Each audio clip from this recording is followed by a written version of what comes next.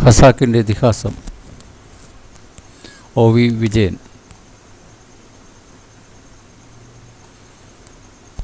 ഒന്ന്, വഴിയമ്പലം തേടി. കൂമൻകാവിൽ ബസ് ചെന്ന് നിന്നപ്പോൾ ആ സ്ഥലം രവിക്ക് അപരിചിതമായി തോന്നിയില്ല. അങ്ങനെ പടർന്നു പന്തലിച്ച മാവുകൾക്കിടയിൽ 4-5 ഏറുമാടങ്ങളുടെ നടുവിൽ താൻ വന്നെത്തുമെന്ന് പണ്ടേ കരുതി കാണണം. വരും വരായികകളുടെ ഓർമ്മകളിൽ എവിടെയോ ആ മാവുകളുടെ ജരയും ദീനതയും കണ്ട് ഹൃദിസ്ഥമായി തീർന്നതാണ്. കനിൽ നിറഞ്ഞ വാർദ്ധക്യം, കുഷ്ഠം പറ്റിയ വേരുകൾ എല്ലാം അതുതന്നെ. ആളുകൾ ബസ്സിറങ്ങി പിരിഞ്ഞു പോകാൻ തുടങ്ങി. അവിടെ ബസ് റൂട്ടിൻ്റെ അവസാനമാണ്. ഒരു ദശാസന്ധി പോലെ ആ ചെറിയ പീടികകളുടെ നടുവിൽ വെട്ടുവഴി അവസാനിച്ചു. അതും താണ്ടിയുള്ള യാത്രയിൽ ഇത്തിരി വിശ്രമം ലാഭിച്ചെടുക്കാനെന്നോളം അയാൾ ബസ്സിനകത്ത് ചാരിയിരുന്നു. തല തിരിയുന്നുണ്ട്. രാവിലെ തുടങ്ങിയതാണ് ബസ് യാത്ര. ബോധാനന്ദ സ്വാമികളുടെ ആശ്രമത്തിൽ നിന്ന് പുറപ്പെടുമ്പോൾ വെള്ളി പൊട്ടിയിരുന്നേയുള്ളൂ. അന്തേവാസിനിയായ സ്വാമിനിയുടെ കാവിക്കച്ചയും ചുറ്റിയാണ് പുറങ്ങിയത്. ധൃതിയിൽ പറ്റിയ അബദ്ധമായിരുന്നു. നേരം മുങ്ങിയിട്ടേ മുണ്ടുകൾ മാറിപ്പോയത് മനസ്സിലായുള്ളൂ. കാവിക്കച്ച ചുറ്റി ചവിട്ടുവഴിത്താരയിലൂടെ കുന്നുകയറി പള്ളമിറങ്ങി ബസ് നിരത്തിലേക്ക് നടന്നപ്പോൾ മരങ്ങളും പാറകളും കുറ്റിച്ചെടികളും ഗർഭബീജങ്ങളെപ്പോലെ ഉയർത്ത് രൂപം കൊള്ളുകയായിരുന്നു. പെട്ടിയെടുക്കാൻ ആൾ വേണ്ടേ? ബസ്സിൻ്റെ ഓരം ചാരി നിന്നുകൊണ്ട് കണ്ടക്ടർ അകത്തേക്ക് നോക്കി രവിയോട് പറഞ്ഞു, നമ്മളൊരാളിനെ ഏർപ്പാടാക്കിയിട്ടുണ്ട്. ഓ, ഉപകാരം. രവി ഇറങ്ങി.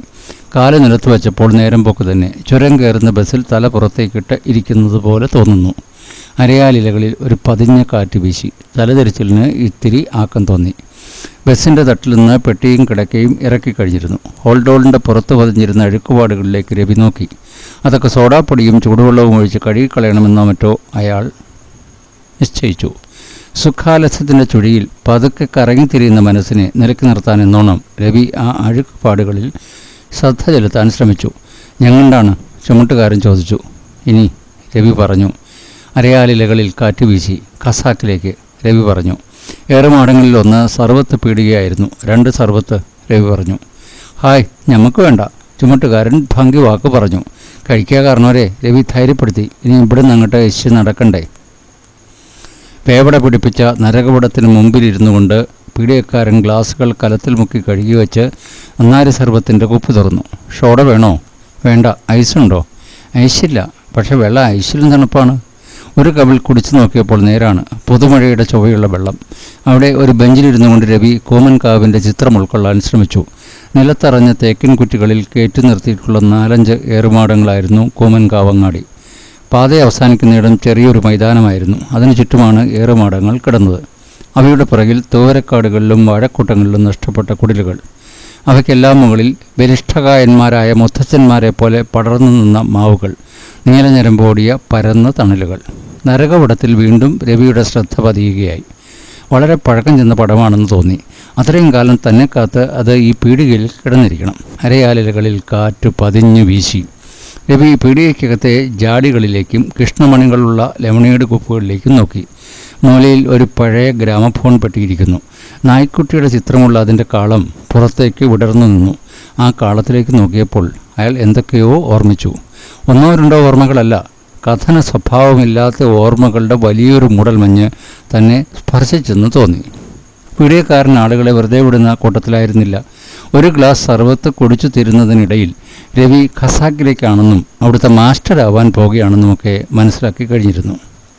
അപ്പോൾ അവിടെ സ്കൂളുണ്ടോ? ഞാൻ ചെന്നിട്ട് വേണം തുടങ്ങാൻ, രവി വിവരിച്ചു. ഏകാധ്യാപക വിദ്യാലയമാണ്. ജില്ലാ ബോർഡിൻ്റെ പുതിയ പദ്ധതിയാണ്. പീടികക്കാരൻ രവിയുടെ കാവിക്കച്ചയിലേക്ക് നോക്കി. ഞാൻ നനച്ചു കോൺഗ്രസ് ആണെന്ന്. രവി ചിരിച്ചു. കോൺഗ്രസ് തൽക്കാലം വേണ്ടെന്ന് വെച്ചിരിക്കുക. പിന്നെ ഈ കാവി വേദാന്തത്തിൻ്റെ സുഖമുണ്ടെന്ന് വെച്ചോളൂ. പീടികക്കാരൻ തൊഴുകൈയോടെ നിൽപ്പായി.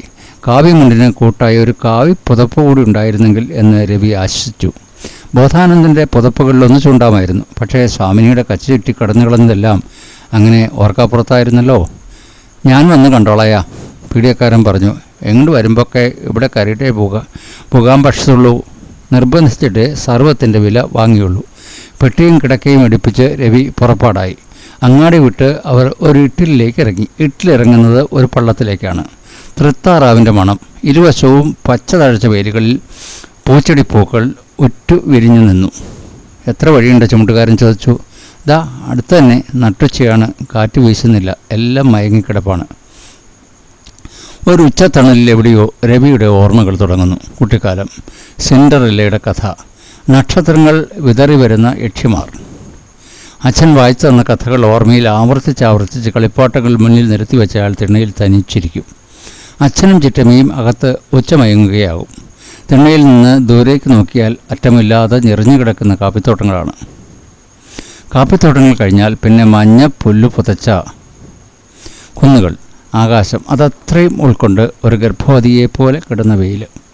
രവി അമ്മയുടെ വയറും ചാരി കിടക്കുമ്പോൾ അവർ പറയുമായിരുന്നു, നക്ഷത്രക്കുട്ട, കൽപ്പകവൃക്ഷത്തിൻ്റെ തൊണ്ട് കാണണോ? വെയിലരിയുന്ന മാനത്ത് നോക്കിയിരുന്നാൽ മതി. കുറേ നേരം അങ്ങനെ നോക്കുമ്പോൾ സ്ഫടികമണികൾ കോർത്തിണക്കിയതുപോലെ എന്തോ കണ്ണനങ്ങുന്നതിനൊപ്പം ഇളകുന്നത് കാണാം. ഇവതല്ലി മേടിച്ചാൽ അത് കാണാതാവും. ദേവന്മാർ കൽപ്പവൃക്ഷത്തിൻ്റെ ഇളനീര് കുടിച്ച് തൊണ്ടുകൾ താഴോട്ടിറങ്ങിയാണത്രേ.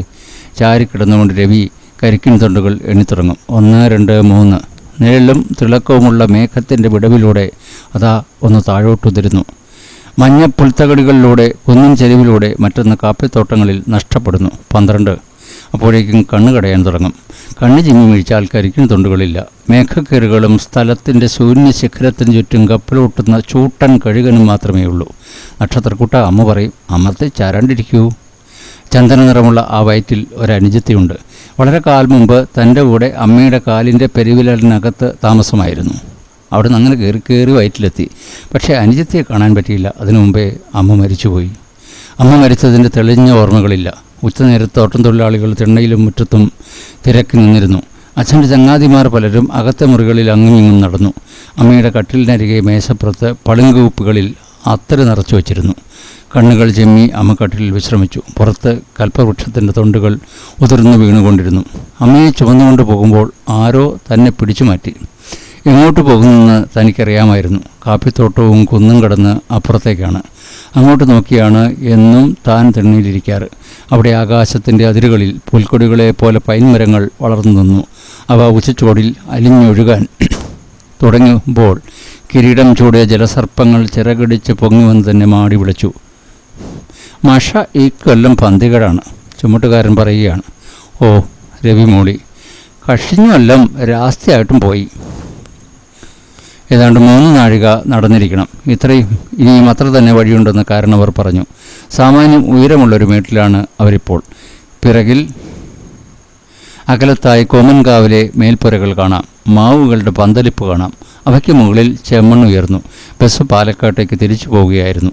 ചെമ്മണ്ണ് വീണ്ടും ശമിക്കുന്നവർ രവി അത് നോക്കി നിന്നു. തളർന്നോ? കാരണവർ ചോദിച്ചു. ഇല്ല. എന്തോ നനച്ച് നിന്നു അല്ലേ? ഓ, ഒന്നുമില്ല. കാരണവർ ചിരിച്ചു.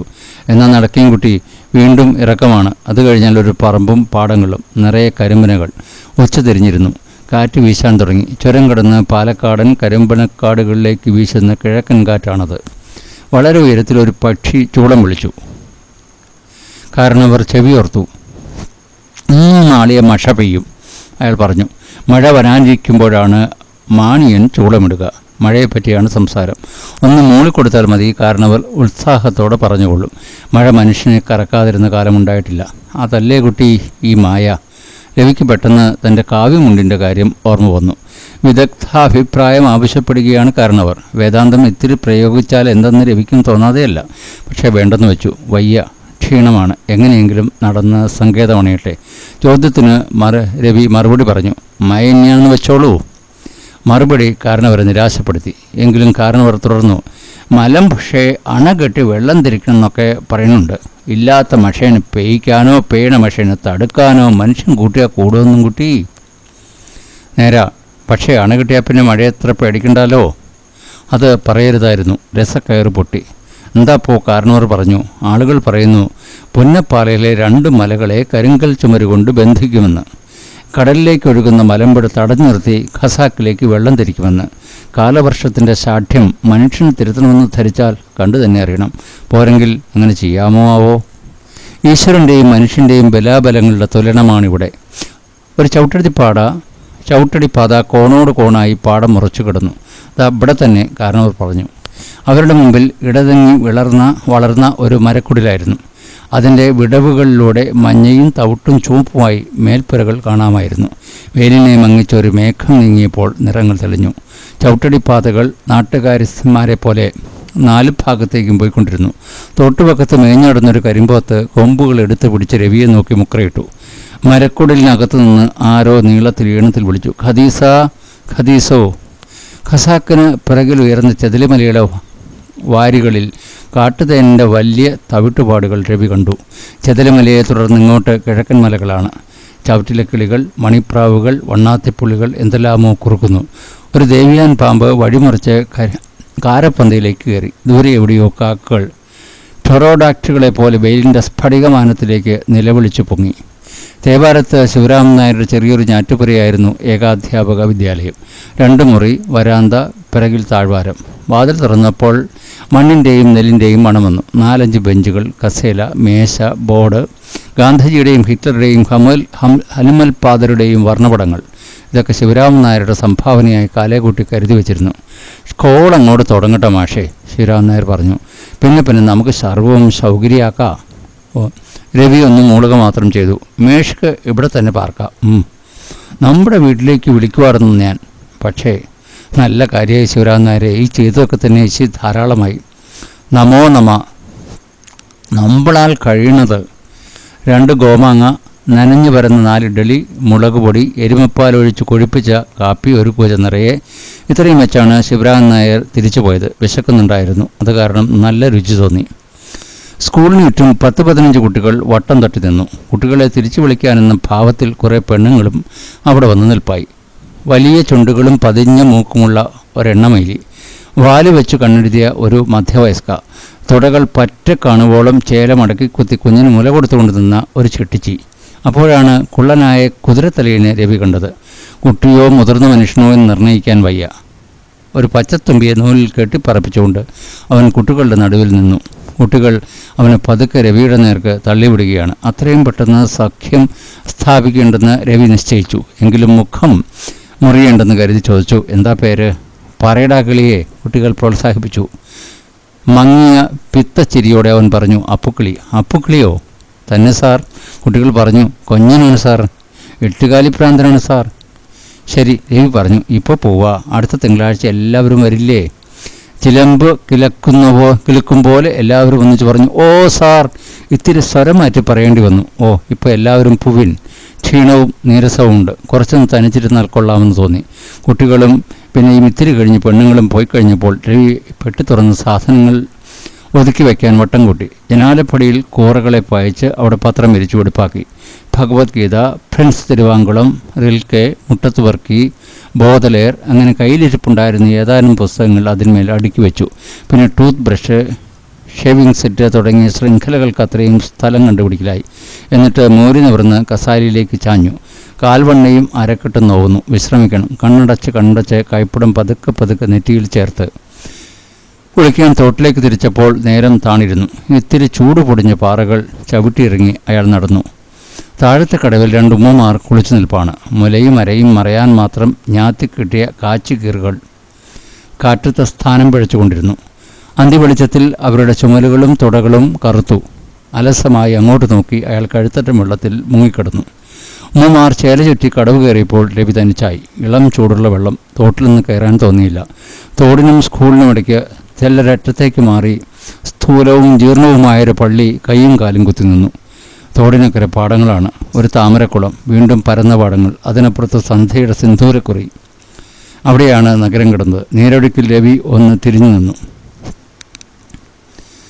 അയാൾ സ്കൂളിലേക്കും ഖസാക്കിലേക്കും നോക്കി. ഖസാക്കിന് പിറകിൽ ചെതലിമല ഇരുണ്ടു കഴിഞ്ഞിരുന്നു. രവി ഒരുപാട് നേരം വെള്ളത്തിൽ ആഴ്ന്നു കിടന്നു.